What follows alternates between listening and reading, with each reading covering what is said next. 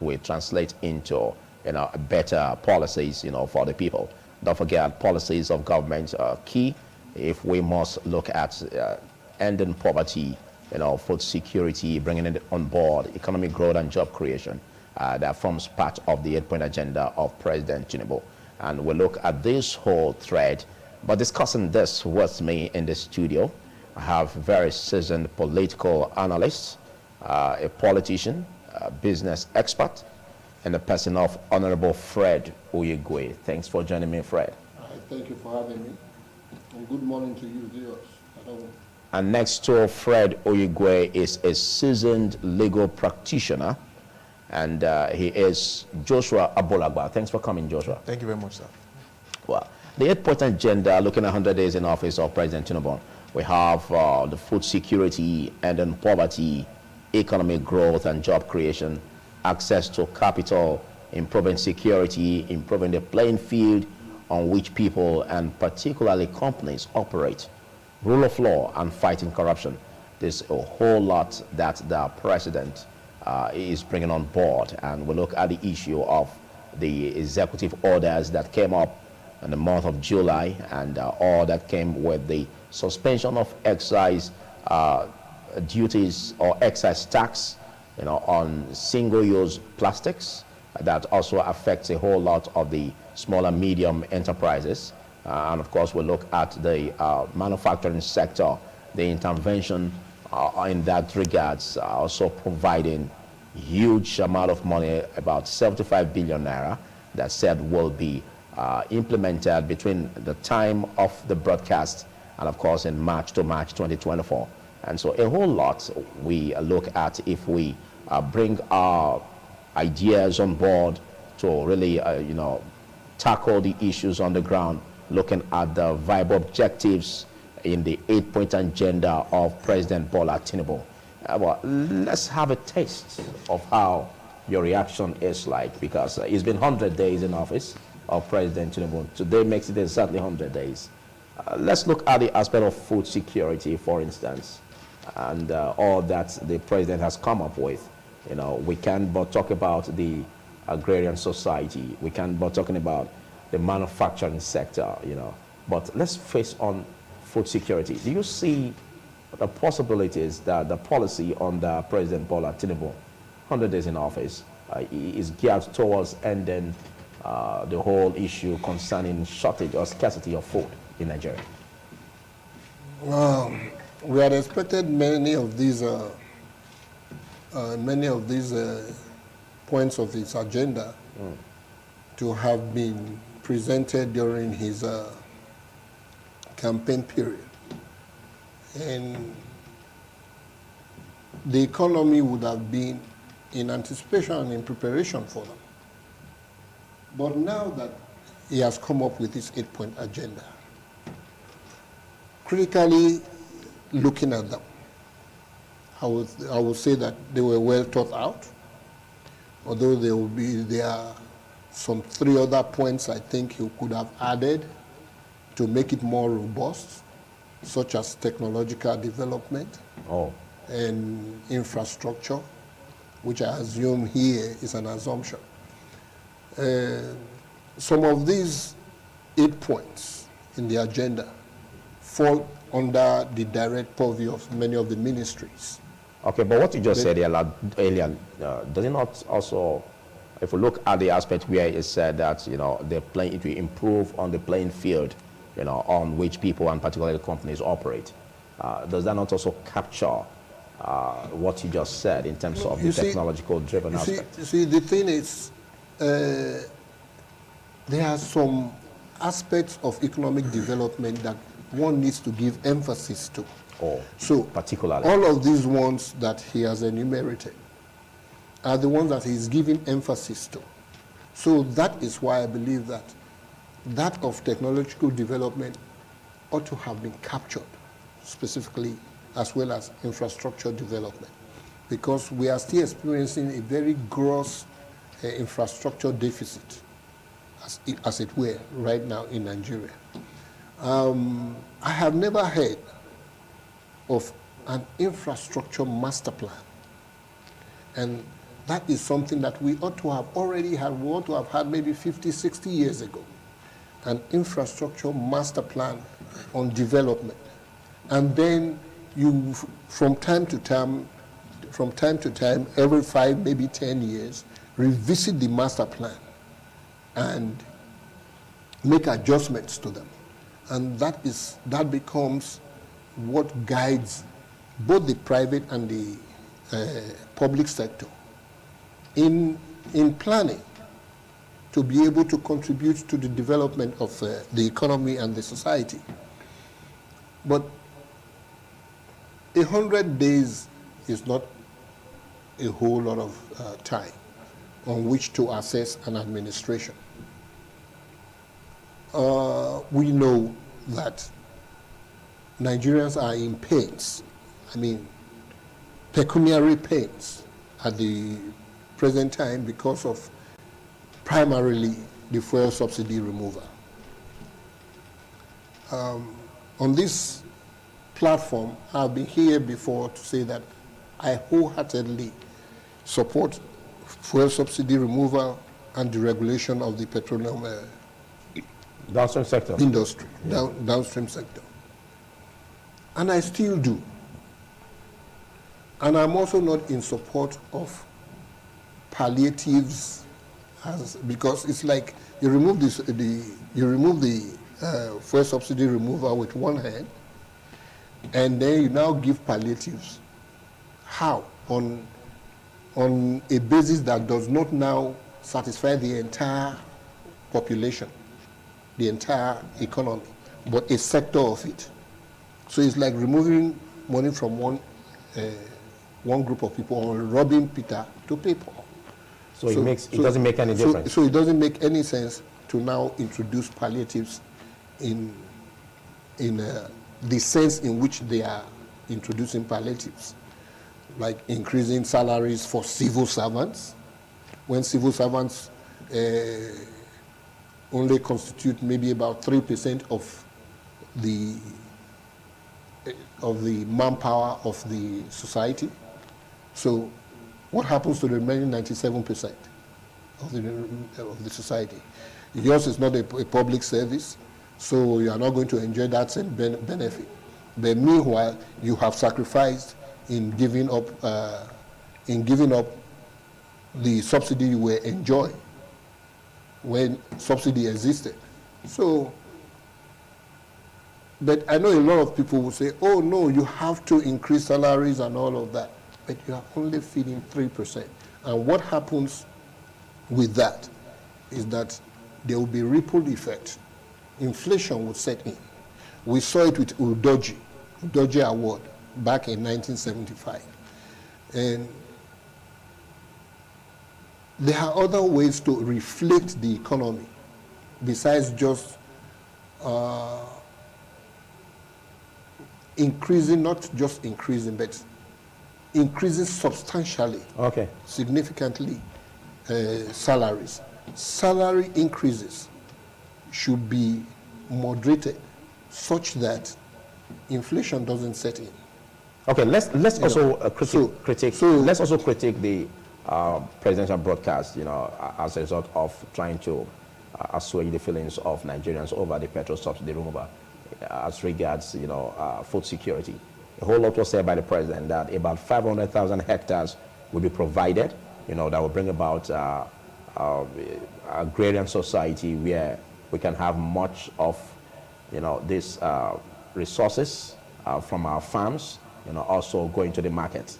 Now, let's look at the intervention of the president in that direction, because some have also said that in as much as huge hectares of land are given for this purpose, and also, money is being given to farmers, there is need to also, look at it critically to ensure that those who get these monies or interventions are really true farmers and not politicians.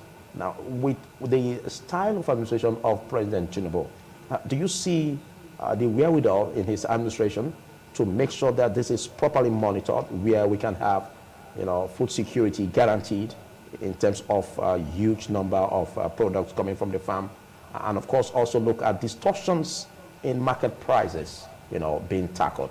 See, Nigeria is so blessed by reason of our geographical location in the world. We are in a very arable belt in the world, the tropical region. We have evergreen forests here. So we have a lot of land, even in the desert lands that we have. They can be converted into greenland, green belt. Israel is doing it. It is the same thing in California. They are doing the same thing. So we have the space. We have the land space.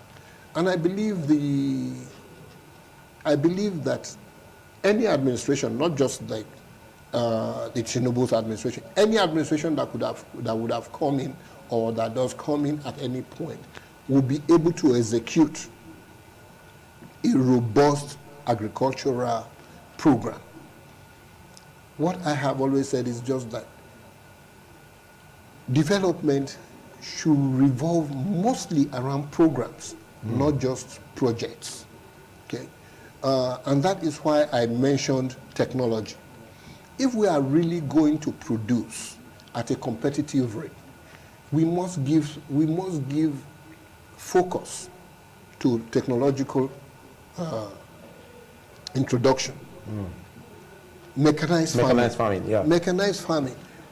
Because we cannot continue the way we used to farm and hope to produce in the potential that we ought to. We have to introduce new methods of farming. There are tools and equipment that need to be introduced into the farming culture. And there are trainings that we need to also introduce. We need to train our people in the use of modern equipment to be able to do this. We achieve a whole lot more.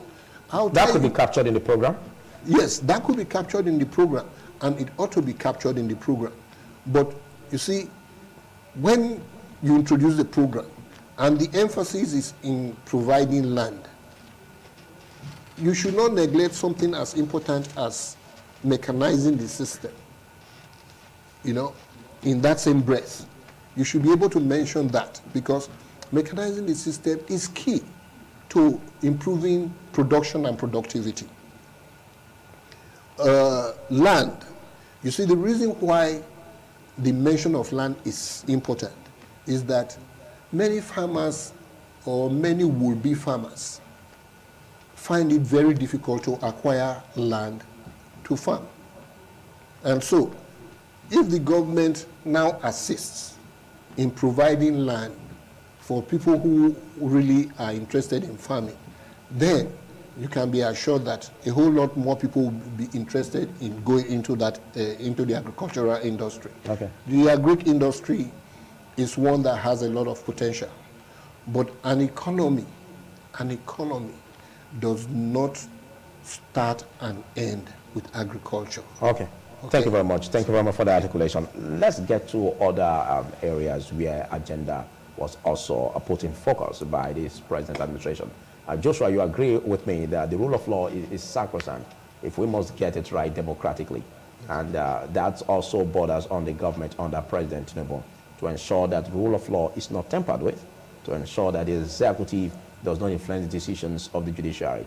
And again, looking at fighting corruption, we've had this whole talk about changing the narrative, the change mantra, you know, that came in 2015, and the corruption fight. Some have also criticized that it even became worse, you know, in this era. Now, let's look at what is obtainable. The present administration of Tinubu, 100 days in office, the judiciary being intact and having that great potentials of surviving, you know, in the space of the rule of law, being sacrosanct and being observed in the country. Do you see the administration of Tinubu in that direction? Yeah, thank you, sir. With regards to the availability and applicability of the rule of law, you know, the rule of law, a society where there is no laws or no regards for the rule of law, then you have a chaotic society. And when we know this, then we know that, or rather when the leaders and also the populace know this, then you know that they have a society that they can work with. and it can bring out the best in such society. Yeah. Because no matter how we look at it, the bedrock of the society is actually the presence and the applicability of the rule of law. You can see what's happening in other countries that are having issues now, whereby the rule of law has been set aside. Then anything is obtainable. But whereby there is rule of law, there are checks and balances. I know the rule of law brings about the operation of checks and balances with regards to the various sectors of the government, and also even the legislature, the judiciary, and then the executive, whereby they check, one another to make sure that things are done in the appropriate manner. Yeah. So the rule of law is very important, and with regards to the rule of law being applicable and fighting corruption, like I always say, there are laws in Nigeria. Nigeria is a country that keeps on, formulating laws. It is the implementation, just as it is also the implementation of those other sectors, or rather the policies in other sectors of government. It is also the same issue that we also have in the legal aspect, the implementation of these laws. There are laws, and we cannot say there are no laws. There are laws. In fact, sometimes we even complain of the multiplicity or duplicity of laws. There are laws in Nigeria, but then again, the government should be willing to obey those laws. And also, whereby a court gives a judgment or another, then each person who has been affected by that judgment should obey the judgment. A good example is when the court gave a judgment for the government under President Tinubu to open the books on how the Abacha loot was spent. Now, it seems till now we're still waiting for that. Yeah, we're still waiting for that. Like, we know the problem with that is that I always say that the courts will give judgments. The executive ought to implement. The executive will implement. The court translates, the laws, and then the executive ought to implement. And then sometimes the court will give judgments. The executive also implements. The court cannot implement those laws by itself. But a situation where the executive fails to implement or fails to comply, are there sanctions? Or does the court just give orders without, coming with sanctions for disobedience of those orders? Then again, there are sanctions, but you have to give them time to also implement. You cannot give an order today, and then, it's another that, for example, with regards to those laws, they have to open the books and make sure they are bringing out the right details. Because if the executive comes out and makes any pronouncement with regards to what is in the books, and then they find out that it is not truly what is obtainable, it will backfire. Okay, but to your mind, yes, do you see administration under President Tinubu, 100 days in office, as working towards the direction of ensuring the sanctity of the rule of law in Nigeria? Yeah, with regards to what the president has always said, he has always told us that he's a Democrat true and true, and that he believes in the rule of law and democracy and governance. And so it is now left for him also now to do things in line with the books and ensure that each policy that is taken is in line with what is stated in the Constitution and in the other laws that we have in the states. When I use the word state, I mean the country. Because if the president decides to go outside the books, there are sanctions for such, infractions on the rule of law. Okay. But no matter, even if he has, there's a limit to how much they can, talk about the president or rather talk to the president when he does some things. But then again, the legislature is there to serve checks and balances on the executive. Okay. So when we're talking about the executive, for example, we don't just mention only the president. The president is not the one who makes decisions alone with regards to the executive. That's why we have the Federal Executive Council, and the ministers are members of that council. Okay, we expect the results from the Presidential Election Petition Tribunal tomorrow. And a whole lot of persons are saying that, well, there is need to look at how the result is going to pan out, or the judgment rather, is going to pan out. Some have said that if the judgment pan out in a certain way, it could mean that the judgment was kind of tampered with, or as a result of the influence of the executive. Do you concur with that? No, there's one thing that we should always take note of, is that there's the independence of the judiciary in Nigeria. Oh, we have that. We have that. We have that? We have that. Not being influenced by the executive? To a large extent. Do you mean? With regards to the independence of the judiciary, there are certain policies that have been put in place to ensure that the judiciary is truly independent and actually seen to be independent. And so it is now it's left on the judiciary now to show Nigerians that it is truly independent. And then again, there are so many things with regards to the rule of law and the applicability of the rule of law. There are technicalities and other things, and which a layman might not truly understand. Yes, of course. Yeah, so, and also we look at the need to tackle issues of adjudications the way it should be, because most times they say justice delayed is justice denied. Yes. And could it be held as true that there are some bad eggs even within the judiciary, you know, that may want to subvert justice or find a way to influence judgment as a result of hobnobbing with the executive? With regards to... Do you believe we have such bad eggs in the judiciary? You know, I believe the judiciary, the sanctity of the judiciary is something that has been protected for a very long time. It is a whole institution which is revered. And so each judicial officer tries as much as possible to do the right thing, because they know that if they do something wrong or if they give judgments that seem not to be in line with what the law states, you know, they will have themselves to blame, and then people will start pointing fingers at them, and they don't want that for themselves. Because as judicial officers, their duty is to make sure that justice is done and is seen to be done. Okay. To the latter end. But then again, you know that there are parties on both sides, and they have counsels who will come and adjudicate over matters. Okay. And then it's left for the judicial officer now to finally give their verdict. Okay. Before I come back to Frederick Igwe, just this last question for you, and I believe Frederick Igwe will also, you know, take his reaction in that regard. We have this whole fight on corruption, and a lot has said that, you know, the corruption fight under former President Buhari, you know, could not be attained by this administration in terms of the level that former President Buhari, you know, tackled corruption fight in his administration. Some have said that the administration under President TINUBU may not be able to attain that height. Do you concur?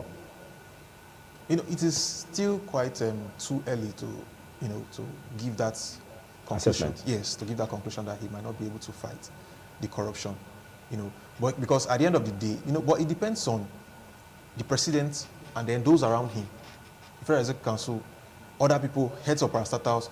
Everyone ought to be in their top form and be willing to do what is right. Because corruption will always fight back, like what they say, like what they always say. Like corruption will always fight back. And when I mean corruption always fighting back, it's not just at the helms of affairs. It starts from even those at the grassroots towards those at the helms of affairs. Okay. So yes, so when you talk about corruption fighting back or fighting corruption and corruption fighting back, it is something that has also happened in Nigeria and in Africa. So it boils down to the fact that Nigeria and the presidency and also every other person, even individuals, should ensure that in their various spheres of working or governance, they should make sure that they are seen to not be corrupt, and they are seen to actually be fighting corruption to the latter end and winning the fight. Because then again, it boils down to, you know, corruption is not just only about stealing funds or, you know, bribing, all those kind of things. Corruption also involves nepotism. Not following laid down rules. Yes, nepotism. Not following laid down rules, beating traffic. Yeah. And all those kind of things. Blatant disregard for the rule of law. Okay. So we should make sure that the government should make sure that they do things that will make the masses to feel and see that they're actually doing things in line with the rule of law. No matter what happens, they should follow the books to the latter. Okay. A whole lot can be said, you know, in terms of fighting corruption. Do you see a resemblance of in terms of preparedness, you know, of the present administration in fighting corruption? Well, what we have so far, it's a desire or maybe just a talking point. We hope it's not just a talking point, because Nigerians have expectations, okay? And this 8-point agenda are some of the talking points or the expectations of Nigerians. So to come out to say, these are exactly what we want to do and all that, you're speaking to the gallery, you're speaking to the masses and all of that. But Nigerians actually want you to carry through with them. Okay? So fighting corruption was something we heard during the last administration. And for 8 years, it turned out to be a gross disappointment. By your opinion? Yeah, a gross disappointment because it turned out to be even worse than the PDP years. By your opinion, anyways. Not by my opinion. We are not here to discuss party lines. No, not by my opinion. I'm not a member of PDP, neither am I a member of APC. But I'm just saying, objectively assessing it. As a professional, okay. I'm a professional, I can take a look at what is happening and tell you exactly where the chips fall. So we could be having a relief by this administration in terms of... Now he has already said he will fight corruption. The previous administration also said the same thing. The one before that said the same thing. It's been a song. But how do you fight this corruption? There was a program initiated by the previous administration, the whistleblowing program, or whistleblower program. It's a laudable program. Why scrap it? We need that reintroduced. The whistleblower program has helped many nations and can help Nigeria because... To boost the fight against corruption. Let me tell you something. Those who are involved in corruption within the government represent less than 1% of civil servants and public servants. Less than 1%. Because those are the people who have access to funds. Those are the people who have access to approving funds or handling cash. Okay? The treasurers and the accountants. There is no how you are going to steal anything from the government that the accountant will not know or the treasurer will not know. So... Except they collaborate. There's no how they will not know. Whether by collaboration or not, because it must go through their desk. Okay? So these are very few people within the body of the organization. All right. Why do we now retreat or slack when there is a need to control corruption? To protect this 1% and then the remaining 99% suffers and then the entire population suffers? No, we should tackle corruption headlong, and bring it to an end. Okay, and it is easy to do. Okay. It is easy to do, and it's now more easier to do because of the state of technology we are in. Technology is so advanced now that, I mean, I blame MFLF for many things that he did, but the insistence or the initiative to limit how much can be withdrawn on a daily basis, okay, from personal and corporate accounts is laudable. Has brought about positive changes. Okay. So that's in his credit. That's in the credit of the administration of former President. That's his credit and to the credit of President Buhari, okay, because he served under President Buhari. You know that the spate of kidnapping has reduced significantly because of that, because people are not able to access their funds even if they wanted to pay ransom. So that's a plus. And I just mentioned that because of what technology can bring about. By technology now we have more information. There's no how you can steal a significant amount of money from the government without it being reflected in systems. Okay. And like they say, investigators say, follow the money, follow the paper trail. When you follow the paper trail, you follow the money, you will know where corruption is. Okay, let's see how we can wrap our heads on this issue of job creation that the president also spoke about. Yes. You know, and there's a whole lot of it as it looks at the economic growth and job creation, because for us to have job creation, it means that we're going to also be having some economic growth. You know. Now, the question goes to you, Joshua. The president did say 50 million jobs will be provided. Well, some have said that this is quite a huge number. We don't know how the president is going to do this with his magic wand. But 100 days in office, the policies that have been put to paper or that have been made as a statement, you know, in his administration, do you see him in the right direction of making that work, or is it just a blah blah? Thank you very much, sir. With regards to the president speaking about ensuring that there are about 50 million jobs, specifically for the youth and young persons in the society. Yeah. I believe that from his antecedents as governor of Lagos State, and working in line with other persons who have something to offer, and then also with regards to the kind of thing that he has presently. It can make it happen. It can make it happen. Besides, I keep on telling people that imagine a private establishment that creates, a private person now that creates a job, a company, and then employs 50 to 60 persons in a field. For example, let's just say a paint making factory, and then employs 50 persons to work, just 50 persons. There's someone that brings the rubber, there's someone that cleans it, there's someone that makes sure that it's in sealed, that makes sure that the color that they have is checked. So, those are jobs that are created. So if a private individual can do that, then imagine what the government can do. In line with the refinery that was just that's been built up by Dangote. We have other refineries in Nigeria. If a private individual can take up courage to start off a refinery, the government can do much more. And imagine how many persons that Dangote was saying he was going to employ, both foreign expatriates and even Nigerians. If a one-man business can do that, imagine what the government can do. So 50 million jobs, I tell you, 50 million jobs is a small fraction. You were talking about the experience he had as a governor. Yes. But don't you think this is a different ballgame, because being a governor is different from being a president? Yes. No, being a governor is different from being a president. Being a president gives you a wider spectrum, and then you can now do more. And the challenges will be wider. The challenges will be wider, but the opportunities are also enormous. More. Yes, that's one thing that we should always take note of. You start small. And then if you do well in that small aspect, then you should be able to do well in a larger We have spectrum. this challenge of petrol subsidy removal, for instance. Yes. And this is having a very negative toll on small, medium-scale enterprises. Now, how is that magic going to come up with the present state we are in terms of the petrol subsidy removal and not having an alternative, mostly for small-scale enterprises? Do you think that could be a setback? Yeah, definitely. The funniest thing is that the removal of the subsidy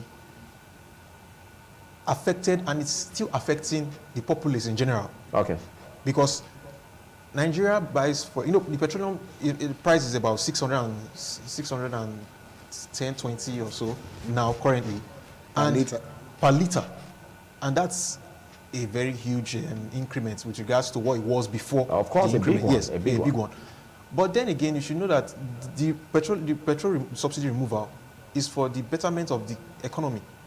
Because it is just like this. You can't keep subsidizing something it's just like giving a child something every day, sweet. You don't teach the child how to walk or how to become, capable for himself, and then you just keep on giving him handouts. Yes, a lot of people have praised that effort. Yes, but again, looking at the approach, don't forget, even though, like what even Fred Uigwe said, yes. But the very fact that, yes, he also supported that, but he seems not to be satisfied with the approach in which the president is embarking on that drive. Don't you think that, again, is the challenge Nigerians are going through? Because we also heard from Abuja, where the guest in Abuja Network Center, Jonathan Isaac, said that if he was the president, being that the president word is a very, very important statement that can have ripples effect, across the country, and being the giant of Africa, even across Africa, that he shouldn't have made that in his inaugural speech, because it gave a very negative ripple effect, and that the populace is still suffering now. So don't you think the approach was really not the way it should be? Yeah, to be honest, I feel the approach was quite harsh, if I may use that word, because at the end of the day, after making that statement, and marketers swooped in on it and started effecting, hoarding premium auto spirits and other products, just waiting for the time where they can now sell at an exorbitant price, despite that they got those products for a cheaper rate. So, but then again, I feel that the president made that statement, and then what he would have done, when he came out later, subsequently, to give his speech, address the nation, state of the nation, and then talked about bringing out buses, bringing out seats, bringing out funds for various sectors. Which we are yet to see anyway. Okay, but he said something like that. He spoke about it. Yes, you see, that's what that could be the pipeline. Yes. So if which also the pipeline is not bust. So if he had said that in line with making that statement. Like, we're removing subsidy, but we are going to make seats available. We are going to make jobs available. We're going to create, make buses available for transport to ease transportation in various states. You understand? Then the people would have been willing to, accept it in a kinder manner. But then just removing it, and then everywhere was silent till he now later came up to say that we need to, we're bringing about these things to, assuage your suffering. Palliatives. Yes, palliative to assuage your suffering. So then again, that's how I keep on saying that you need people in governance, in government that would be willing to give you the appropriate advice at all points in time so that you can make decisions that would not backfire. So we just believe that Mr. President has appointed ministers in very many sectors. Exactly. And so we believe that those ministers will be able to give him genuine positive advice, which he will be willing to implement, that will make sure the nation moves forward. For 24 years now, we've had a system where ministers are not really looked at by administrations in government in terms of assessing their performance, and if they see that they're not performing, they are quickly dropped. Now, for the first time in 24 years, the president did say that if they are not meeting up to expectation, they will be dropped. Now, going by the statement of the president, and of course the Herculean task before the ministers in terms of boosting the economy and making sure that the economy is viable, what do you see about the administration of Tinubu? Oh, that is perhaps the most welcoming statement I have heard. Awesome. Of any administration, because administration is about performance. Okay, management of resources, like I have mentioned here before and defined. It's the efficient management of the resources. When you become the president of the nation, your resources is not limited to the funds you get within the government. Okay. You are the manager of the entire population. You have 220 million people, okay, to serve. And they are also part of the resources you need to use to achieve the prosperity that the people expect, the job security they expect, the security and stability they expect, the economic stability they expect. Okay? And from these 220 million people, you have selected some ministers to assist you in all this endeavor. 45 in number, which is seen as the highest. It is high, but I think the history of Nigerian government. I think it's a little too high because looking at the need to have a lean government. No, not because of that at all. Okay. But because of the overwhelming burden on the president, having to supervise 45 ministers or 48 ministers directly. Oh. So the idea of supervision is to have a manageable number that you can supervise directly, because those are going to, the ones you supervise are going to have subordinates under them that they to supervise. But don't forget the activities may be enormous that may want them to have that number. If you now have supervise, okay, now let's assume you have 45. If you choose to have 100, which is within your authority to have, or 200, that means the time you are going to allocate to each ministry will be less.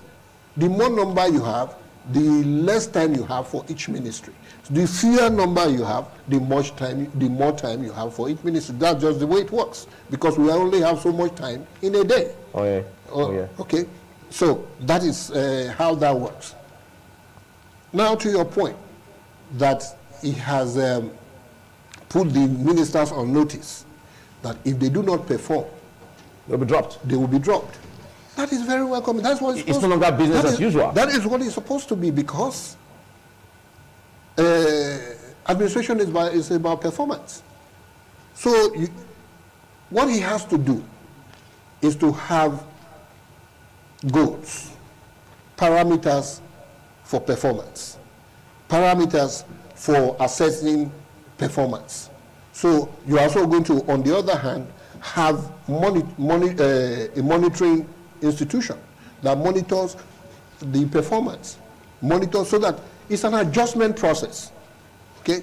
Because if you are going to do well in any organization, you must be able to do adjustments. You are here, we are in this studio right now.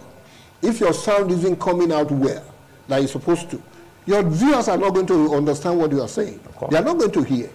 And you have to have a system that monitors what you do. And I'm sure you do have a regulatory system somewhere that monitors what happens here in the studio, the sound and the actions and everything. Exactly. And then you go back and make adjustments. Exactly. So, even without being told, any employee ought to know firsthand that if I do not perform, I cannot keep my job. Thank you very much, Fred Oyigwe. Well, we'll be extending on the frontiers of that discussion after this break. But don't forget, we have been looking at 100 days in office of President Bola Ahmed Tinubu, and with the 8-point agenda in focus. We'll take a short break to stay. TMI, every opinion counts. Thank you for still staying with us as TMI Network, and I still have my very seasoned guest with me, and the person of Honorable Fred Oyigwe, who is a politician, a political analyst, and a business expert. Thank you for still being here. Also, big thanks to the legal practitioner with me also, Joshua Abulagba. Thanks for being here. Well, you had the floor before the break, but bring it to a logical conclusion looking at the aspect of job creation in this regard.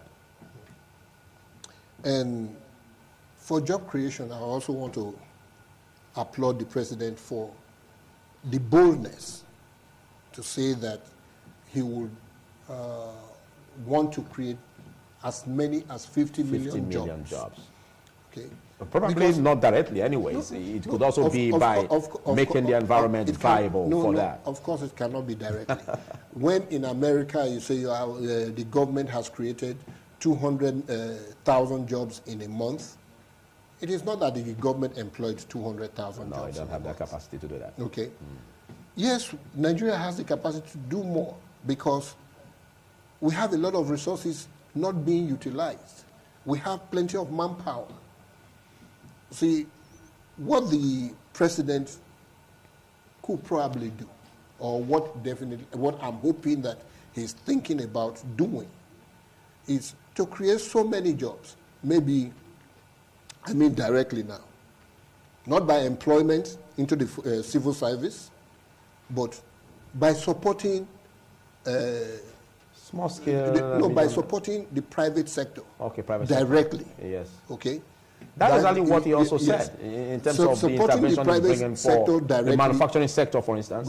Good. If the private sector can directly, by the support of the federal government, employ 5 million people, okay, the multiplier effect, the ripple effect, because they will have suppliers, they will have buyers, they will have distributors, they will have other people who feed the suppliers and all of that. The ripple effect down the line will trickle down, and then you have 50, maybe even 60 million jobs.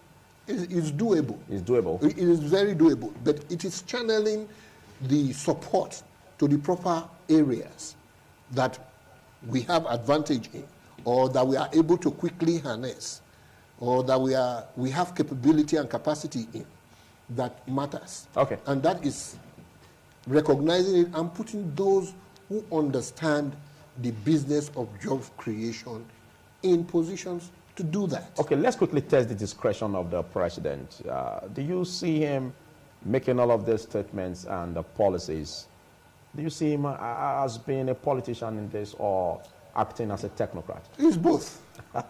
He's a politician. He has to play, like I said earlier, he's speaking to he's using talking points to appeal to Nigerians. He knows that these are things Nigerians expect to be done. Nigerians are not happy that they send their children to school and their children graduate 1, 2, 5, 10, even 15, 20 years after their children have never had the opportunity to even put their degrees to work. You know? So sad. That's so sad. And do you know how retarding that is? Because one day lost as a professional is not only lost by that person alone, or by his family, by his community, by his neighborhood, or by his city, but by the entire nation. 1 hour lost. So it is the aggregate contribution and engagement of your abilities and capacity and resources that comes up to be the GDP we all talk about. Okay. So you don't want a situation where a student graduates and for even a week, that student is unemployed. You know, you want a situation where you have a perfect situation. It's a situation where jobs are waiting for those getting ready to graduate. That is when you get there that you know that, yes, you are running an economy efficiently. Okay. Because like in the United States, for example, while you are in school, many of the leading companies, and many even small companies, they come to school to interview students who are about to graduate for jobs. And there's competition among companies because they want to engage the best students and all of that. And they have training programs for these students to make them be able to get into the job situation or get employed and be able to adapt from being a passive learner to being a performer. So that is where we want to be able to go. So we need leaders who understand these dynamics and who are ready to put them in place. All right. So I very much applaud that statement that he's going to do that. Okay. We know that our unemployment rate right now is very high. We have about over 40%. Some say 22% and all that. Global reports. So 40% unemployment rate, it's unacceptable. Okay. We can bring an unemployment rate. Let me just conclude with this. Unemployment rate in the United States now is somewhere around 3%. And that is what we call perfect employment, when it's about 3 or 4%.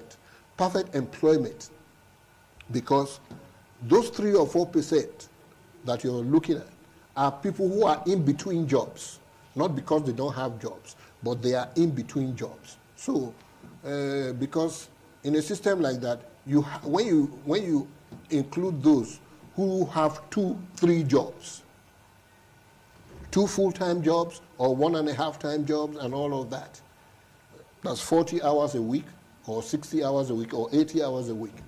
When you include that, you find that it's a full employment situation they're in. Thank you. And that's where we want to be. Thank you. I think we're going to be taking the last straw on the 8-point agenda, which we must interact with in terms of access to capital.